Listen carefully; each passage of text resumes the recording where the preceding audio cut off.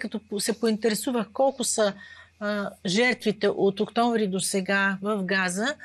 Всъщност до сега се говореше до преди месец, че това са 40-50 хиляди души, но ето на Deutsche Welle броят на убитите в Газа вероятно е надхвърлил 100 хиляди души. 30% от тях са деца. До сега не сме виждали подобно нещо в никоя друга война през 21 век. Тази история, дето ще направят премиери убийците с жертвите си, прилича на през 1944 година Хитлер да сключи премиера с еврейските организации, че повече няма да има концлагери. Това справедливо ли според вас? Убиеца си убиец. Те сключват примирие с Хамас. С Хамас, след като са избили... Хамас не са жертви. Хамас е населението на Газа. Арабите, всички араби са Газа.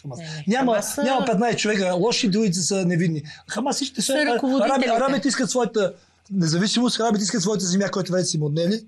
Това всичките араби. А Хамас е само едно име, което стои на въоръженото крило на този народ. Те са въоръжените хора на този народ. Тези палестинци. Не казвайте, че Хамас е някакво зло, което тя са махне и останалите араби ще бъдат кротки. Не. Арабите винаги ще преживят някакъв Хамас, защото те са винаги ощетени. Това е. Някакъв друг Хамас.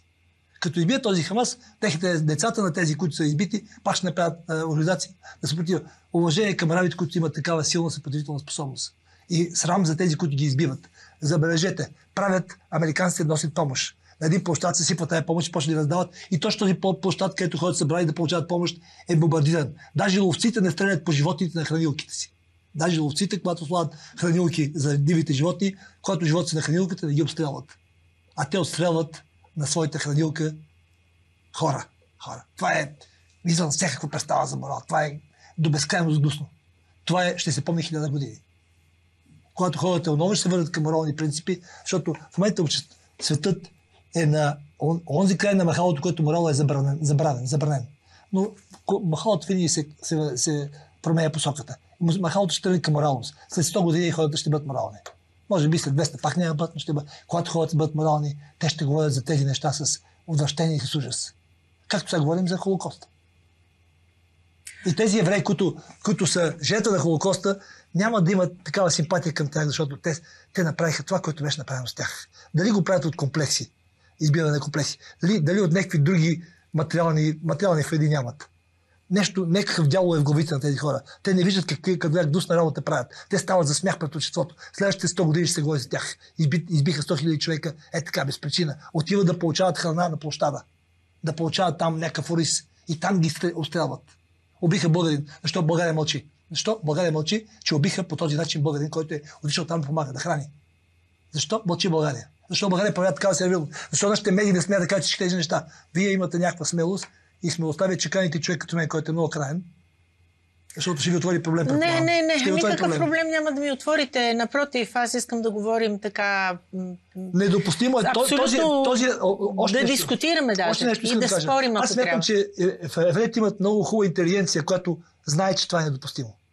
Но тя няма силата, както и български интелигенция в момента, това, че има мутри и че Пеевски бой команд България. Какво правиш ти интелигенция? Мълчи си. Мълчи. Явно, че еврейска интелигенция мълчи за това, което правят тези отвратителни хора около Натаняхо. Около този криминален тип. Всъщност, аз си задавам въпроса, вие като изредихте толкова неща, аз си задавам въпроса, защо беше цялата тази война от октомври до сега. Единствената причина, която можеше да се намери в началото, беше това влизане на терористичните палестински групи и избиването и взимането на заложници. 1200 човека. За което се говори, че май си е организирано много добре от самите тези служби Мосад. За да това се говори много активно.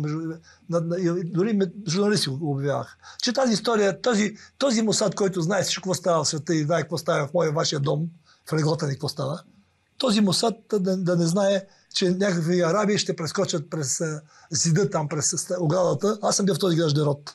Да. Живях там 1 година, там работех. Тези земи всичките са собственост на арабите.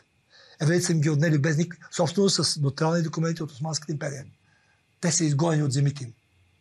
Трябва да бъде еврейско-палестинска държава. Тези хора са изгонени по безобразно нагъл начин. Защото били преди 2000 години еврейски. Кой народ може да има претенции за земя, който е владел преди 2000 години? Мито е Централна Азия наша и Волжска България е наша. По тази логика. Я иди кажи на Путин, че да ни отстъпи Волжска България. където са градовете Казан, Беляр, Болгар, друг път ще ни отстъпи. Това е идиотско да го искаш. Идиотско да го искаш. Тук има някаква идиотщина, която не могат да разберат. Арабите имат парите на света. Те могат да живеят по цял свят добре. Те командват света. Те разиграват света. И в същото време искат да смачкат... Нападението на Иран също беше доста така под въпрос. Много агресивно. Вижте... Защото какви резултати постигнаха в крайна сметка е много съмнително. Това беше също за измиване на очите, да се отмести темата от газа, да се сбием с Иран, да си разменим по 20-50-100 ракети и да приключим. И там нищо не направих.